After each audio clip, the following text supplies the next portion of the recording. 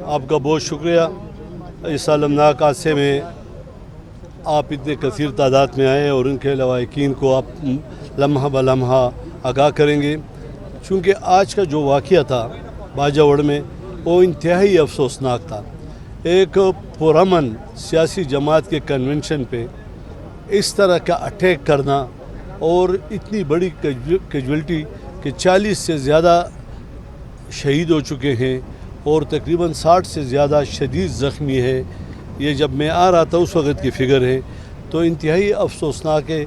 इसकी हम पुरज़ोर मज़म्मत करते हैं, लेकिन कोई भी मज़हब इस किस्म के वाक़यात की इजाज़त नहीं देता, नंबर एक। सेकंड ये है कि इस तरह पे दर पे जो वाक़यात हुए, ये वफाकी हुकूमत, सूबाई हुकूमत और हमारे जो इदारे हैं उसको इस पे सोचना होगा कि क्योंकि इसमें तो कोई शक नहीं कि ये चीज़ें पाकिस्तान को कमज़ोर करना, हमारे माशी सूरत-ए-हाल को मज़ीद बिगाड़ने की तरफ हो रही है।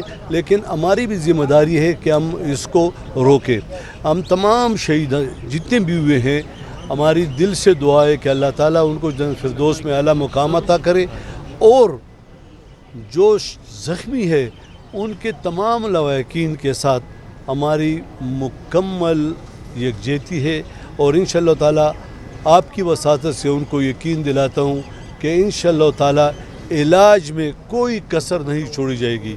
आज हमारे साथ हेल्थ मिनिस्टर भी मौजूद है, हमारे लोकल गवर्नमेंट के मिनिस्टर भी मौजूद है, अस्पताल का तमाम आमला सीनियर लोग आ चुके हैं और उन्होंने पहले से इंतज़ाम कर दिया था। हमने इनको कहा कि अपने हॉस्पिटल में इमरजेंसी नाफिज करो, जिस किसी की भी ज़रूरत हो उनको घर से बुलाया जाए, क्योंकि छुट्टी का दिन है, वो भी कर रहे हैं। मैं ख़ुद कमिश्नर DC बाजावड़ चीफ सेक्रेटरी के साथ मुसलसल राब्ते में था और हूँ, ताकि किसी किस्म का किसी को गिला ना हो। और हमारी कोशिश है कि इंशाअल्लाह ताला हम इनको अच्छी से अच्छी, बेहतर से बेहतर इलाज के मौके मुहैया करें। गवर्नर साहब ये बताएं कि सिक्योरिटी की ये सूरत हाल क्या है, फिर इंतखाबात भी वो हो सकते हैं। देखिए, इलेक्शन का जहाँ तक ताल्लुक़ है, तो चूँकि वफाकी हुकूमत और इलेक्शन कमीशन इसको देखती है और आज भी तो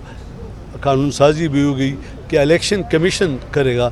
दूसरी ज़िम्मेदारी वफाकी हुकूमत के कुछ चीज़ें मुहैया करने का और कुछ सूबाई हुकूमत के हैं, तो वो करेंगे और इस पे सोचेंगे। लेकिन इलेक्शन मुल्क की ज़रूरत है। पहले भी जो हमारे असम्बलियाँ टूट चुकी थी, तो उस वक़्त भी हमारी ये ख्वाहिश थी कि इलेक्शन मुल्क में एक ही दिन पे हो। और दूसरा, उसी वक्त भी आपको पता है कि मेरा मौक़िफ़ था कि लॉ एंड ऑर्डर के हालात उस वक्त इंतहाई ख़राब थे, फिर उस तरफ जा रहे हैं। तो देखिए, इंशाअल्लाह अल्लाह ताला से दुआ है कि हमारे मुल्क पे अल्लाह ताला रहम करे। इससे आप ये ज़रा तफसीली बता दीजिएगा कि इस अफसोसनाक वाक़ये में ज़्यादा शहीद हो चुके हैं जब मैं आ रहा था, और 60 से ज़्यादा ज़ख्मी हैं, और कुछ बाजावड़ के हॉस्पिटल में जो मामूली ज़ख्मी हैं, कुछ उससे सीरियस है तो तेमरगढ़ हॉस्पिटल में जो ज़्यादा शदीद ज़ख्मी हैं तो उनको LRH और CMH में लाया गया। हेलीकॉप्टर के ज़रिए भी CMH में लाया गया, रोड के ज़रिए भी ला रहे हैं। और इसमें हम बिल्कुल कमिश्नर DC चीफ सेक्रेटरी में मुसलसल राब्ते में। नोयत क्या था धमाके तक, क्या IG साहब ने क्या बताया? देखिए, IG साहब की अपनी एक इंफॉर्मेशन है कि ख़ुदकश धमाका था। कुछ लोग और चीज़ कहते हैं, तो हमारा इस पर अभी फोकस नहीं है। हमारा फोकस जो है वो जो ज़ख्मी हैं उनको इलाज की सहूलत फौरी मुहैया करना, ताकि उनको जितने भी हम बचा सके, इस पे फोकस है। इसके बाद इस पर देखेंगे। गवर्नर साहब, जिस वक्त ये वाक़या हुआ, कन्वेंशन जारी था, उस वक्त सिक्योरिटी वहाँ पे मौजूद हो, तो क्या?